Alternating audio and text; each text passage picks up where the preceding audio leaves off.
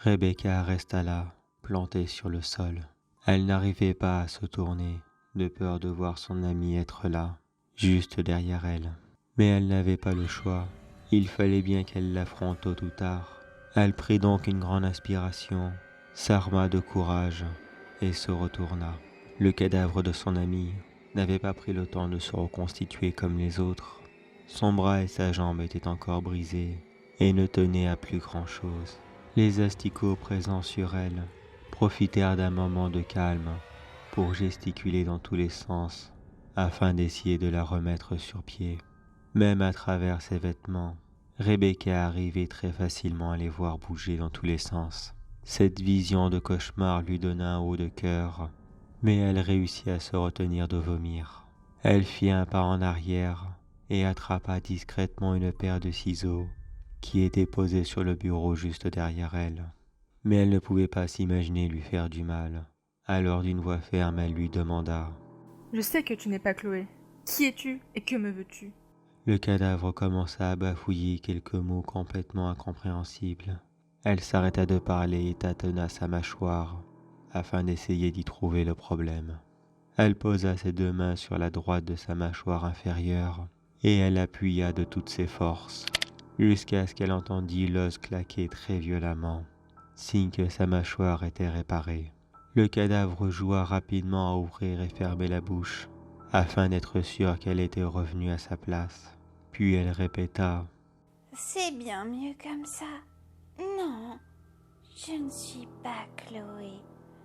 Nous sommes les asticots qui redonnent vie aux morts. Mais nous avons les souvenirs de Chloé et tous ses ressentis sur le monde. Ce qu'elle aime faire, films, livres préférés, les expériences professionnelles, tout ce qu'il faut savoir pour prendre sa place. » Pourquoi faites-vous ça? Et qui est cet homme qui vomit sur les cadavres? Ah oui, cet homme. Depuis la nuit des temps, vous, les hommes, l'appelez le fossoyeur. Il nous trouve les corps de ceux qui sont partis trop tôt et qui n'ont pas fini leur mission sur Terre. Fini leur mission? Tu veux dire que les destinées existent réellement? Bien sûr, mais beaucoup ne sont pas assez prudents et passent à côté.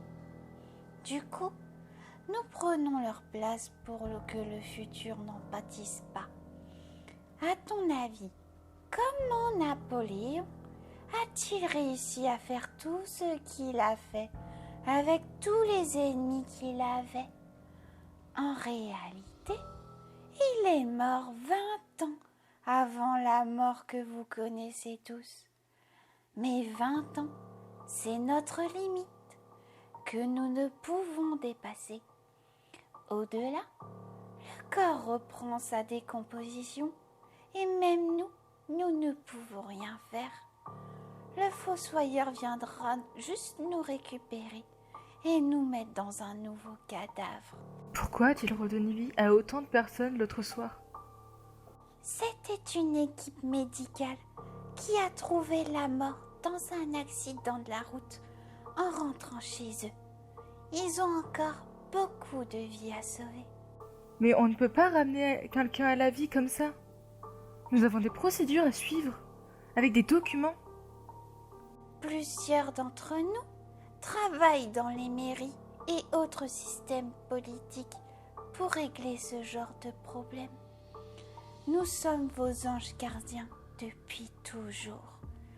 Vous êtes des enfants qui jouent dans un gigantesque parc d'attractions que vous appelez la Terre. Et nous serons toujours derrière vous pour vous relever quand vous vous êtes fait mal en tombant. Rebecca reposa les ciseaux sur le bureau. Comprenant qu'elle ne risquait rien, elle jeta un rapide coup d'œil sur les asticots qui avaient bien avancé sur leur travail. Vous allez garder le corps de Chloé?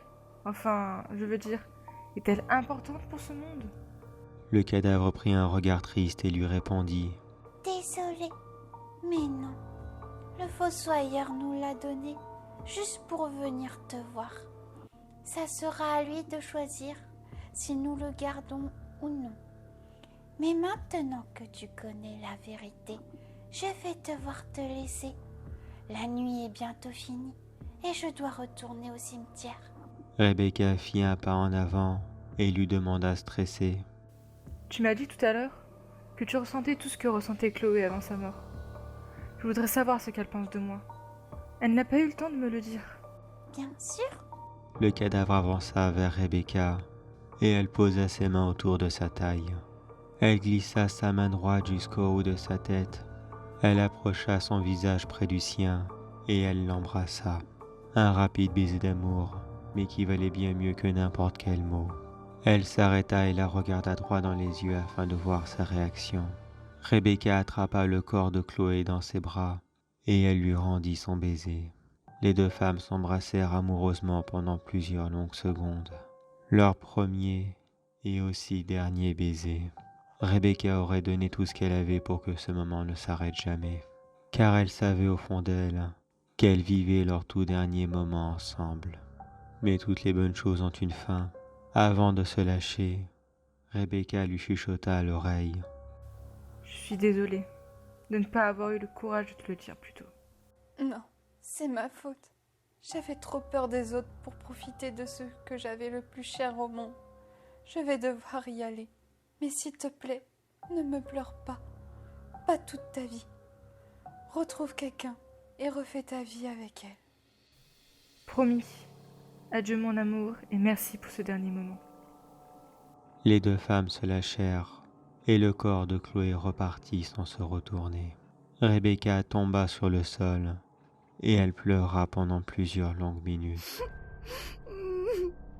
Mais elle se sentait quand même mieux qu'avant. Elle se dit qu'elle avait eu la chance de pouvoir lui dire au revoir, alors que beaucoup d'autres couples ne l'auront jamais. Mais maintenant qu'elle connaissait la vérité sur les morts, elle avait trouvé un nouveau but dans la vie, les aider à retrouver une vie normale parmi nous.